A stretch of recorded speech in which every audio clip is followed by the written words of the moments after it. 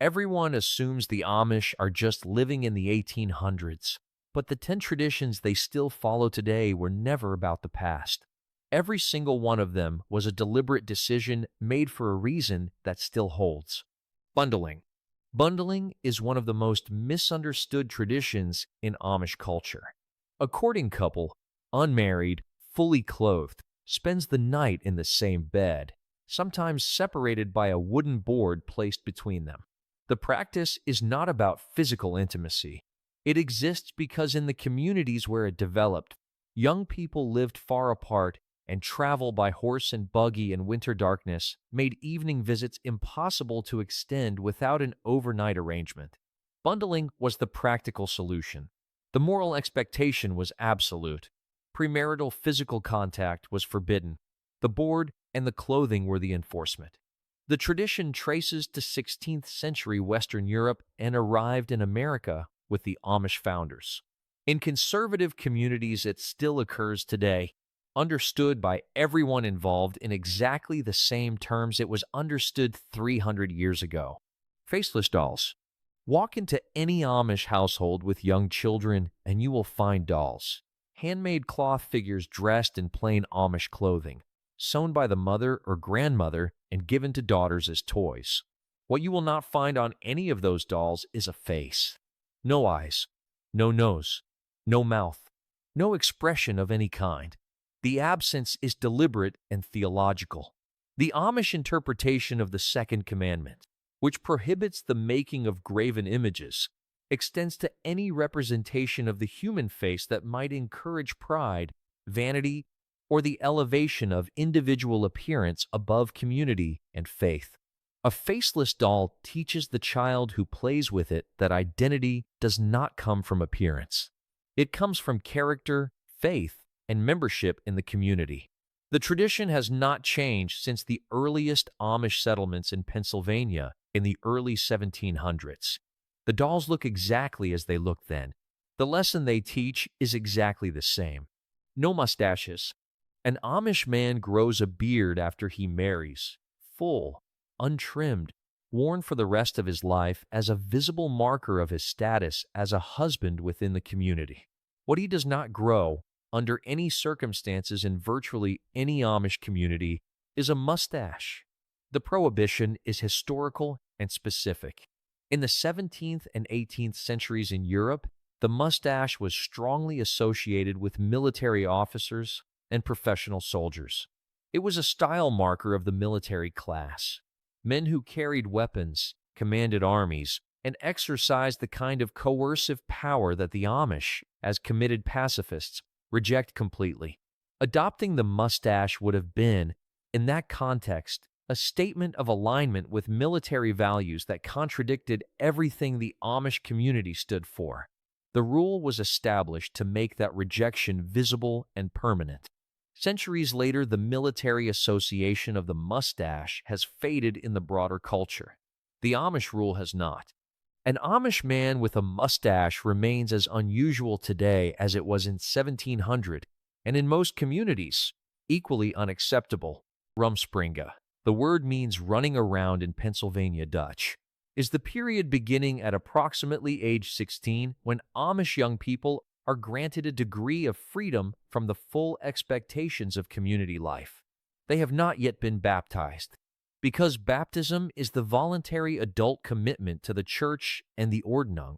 Unbaptized teenagers are not formally subject to all of its rules. What they do with that freedom varies enormously by community and individual. In more conservative settlements, Rumspringa means slightly more social freedom on weekends, attending singings, spending time with peers, traveling in groups. In more progressive settlements, some young people buy cars or non-Amish clothing, use smartphones, and spend time in the English world. The reason the Amish permit this is theological and deliberate. The Amish believe that the decision to join the church must be a genuine voluntary choice made by an informed adult. Allowing young people to experience the outside world before baptism ensures that when they return and commit, and the large majority do return with retention rates above 80%, the commitment is real. Rumspringa is not a loophole in the Amish system. It is the mechanism that makes the system voluntary. Funny nicknames. The Amish do not name their children creatively. They name them after relatives, grandparents, parents, aunts, uncles, following a tradition of family naming that reinforces generational bonds and community continuity. The problem that results from this practice in a community where marriage outside the faith is forbidden and family trees overlap extensively is predictable. In any given Amish church district, there may be 4 or 5 men named John, 3 or 4 women named Mary, and multiple families sharing the same surname. Distinguishing between them in daily conversation becomes a practical necessity. The solution the community developed is a system of nicknames so specific and so strange that outsiders who encounter them often cannot believe they are real. A man named John whose father is also named John becomes Double John. A man named John who repairs shoes becomes Shoestring John. A woman named Mary who is tall becomes Long Mary.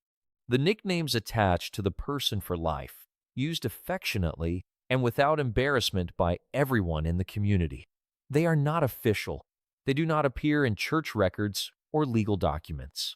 They exist entirely in the spoken life of the community, passed from person to person until they become as fixed as the given name. The tradition is practical in origin and has become one of the most distinctive and humanizing features of Amish social life. Meidung, shunning. Shunning, the Meidung in German, is the practice of social excommunication applied to baptized members of the Amish church who have broken the Ordnung and refused to repent. It is total and deliberate. A shunned person may not eat at the same table as family members. They may not do business with community members. They may not receive the normal social contact and support that Amish life is built on. The community does not pretend the person does not exist. They are acknowledged, but the full network of social bonds that makes Amish life function is withdrawn until repentance is demonstrated and the community votes to restore membership. The practice traces directly to Jacob Ammon, the founder of the Amish movement, who broke from the Mennonites in 1693 specifically over the question of whether shunning should be applied strictly. Ammon believed it should. His followers became the Amish. The Meidung has been a defining feature of Amish identity ever since. It is experienced by outsiders as harsh, and it is. The Amish do not apologize for it. They understand it as a mechanism for maintaining the integrity of the voluntary commitment made at baptism. A person who breaks that commitment and refuses to address it leaves the community with no other tool for preserving what the commitment means. HEX signs on Amish barns driving through Pennsylvania Dutch country. A traveler will notice large circular geometric designs painted on the sides of barns. Colorful, precise, symmetrical patterns that look almost mathematical in their construction. These are hex signs, and their origin and meaning have been debated for generations. The mainstream academic position is that hex signs are primarily decorative, an expression of Pennsylvania Dutch folk art that developed among the German-speaking settlers of the region, including both Amish and non-Amish communities, and that any protective or magical significance attributed to them is largely a later addition or a misunderstanding by outsiders. The folk position, held by many within the communities where the signs appear, is different. Some families maintain that specific designs carry specific meanings: protection against lightning, good luck for livestock, a blessing on the harvest. The word hex itself comes from the German word for witch, which suggests the signs may have originally carried a folk magical protective function, even if that function has been softened or reinterpreted over time. What is certain is that the signs exist, that they have been painted on barns in this region for centuries, and that the tradition of painting them continues. Whether they are art, protection, or both depends on which family you ask. The Amish relationship with folk belief has always sat alongside their formal theological commitments in a way that the community has never fully resolved, and perhaps has never needed to. Why Amish singing has no harmony. Singing is one of the most important communal activities in Amish life. It happens at church, at community gatherings, at Sunday evening singings where young people meet, and informally in homes and during work. The Amish sing constantly. What they never do in any formal community context is harmonize. Every voice sings the same melody line at the same pitch. There are no soprano, alto, tenor, and bass parts arranged to produce a chord. There is one line, sung by everyone together in unison. The theological reason connects to the same principle that produces the faceless doll and the plain clothing, the suppression of individual expression in favor of collective unity. Harmony requires that different people sing different things simultaneously. It requires individual parts that are distinct from one another, each carrying its own line, its own pitch, its own contribution to a structure that is more complex than any single voice. The Amish understand this complexity as a form of individualism, a way of calling attention to what one particular voice is doing rather than dissolving the individual into the collective sound. Unison singing requires every voice to do exactly the same thing. No one stands out. No one contributes something different. The song belongs to everyone equally and no one in particular. The primary hymnal used in Amish worship, the Osbund, is the oldest Christian songbook still in continuous use anywhere in the world, first published in 1564. Every hymn in it is sung in unison. Every hymn has been sung that way for over 400 years. Why the coffin has 6 sides and no flowers.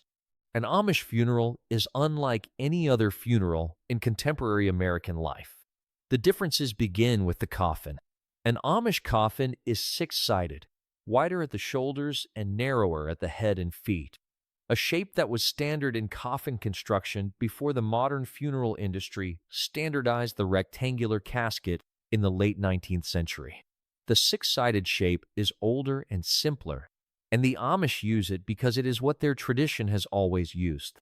The coffin is built by community members, not purchased from a funeral home. It is lined with fabric sewn by Amish women. The body is dressed not in a burial suit, but in plain Amish clothing. For a woman, often the dress she wore at her wedding, which she will have kept and maintained specifically for this purpose. There are no flowers at an Amish funeral. Flowers are considered an unnecessary decoration, a display that draws attention to the occasion rather than allowing it to be what it is. The service is held at home or in a barn, not in a funeral parlor. The grave is dug by hand by community members. The headstone, where one is used, is small and plain, the same size and style as every other headstone in the Amish cemetery, so that no individual grave is more prominent than another. In death as in life, the Amish principle is the same. No one person is elevated above the community. The coffin goes into the ground the same way for everyone. The Amish church has no seminary. No one trains for years in theology and homiletics and then applies for a position as a minister. No congregation votes on candidates based on their speaking ability or their leadership track record or their vision for the future of the community. The selection of a minister in an old order Amish church district happens through a process called the lot, and it works as follows. When a new minister is needed, the congregation nominates candidates. Any baptized male member in good standing who receives a minimum number of nominations. The nominees then each select a hymnal from a group of hymnals placed on a table. Inside one of those hymnals is a slip of paper. Whichever man selects the hymnal containing the slip of paper becomes the minister. The lot is understood as an expression of divine will. The community narrows the field to those it considers qualified, and God makes the final selection. The selected man has no choice in the matter. Declining is not an option. He will serve as minister for the rest of his life without pay, without formal training, and without the kind of public recognition that ministers in other traditions receive. The tradition traces to the earliest Anabaptist communities and reflects a specific theological conviction that human ambition and the pursuit of religious authority are dangerous. and that leadership chosen through competition and election will inevitably reflect the values of the person seeking the position rather than the values of the community. The lot removes ambition from the equation entirely. The slip of paper cannot be lobbied. The 10 traditions described in this video look, from the outside, like a collection of curiosities: a boarding arrangement for courting couples, dolls without faces, a facial hair prohibition, a year of freedom before commitment, a system of absurd nicknames, social excommunication, painted barn signs, music without harmony, a six-sided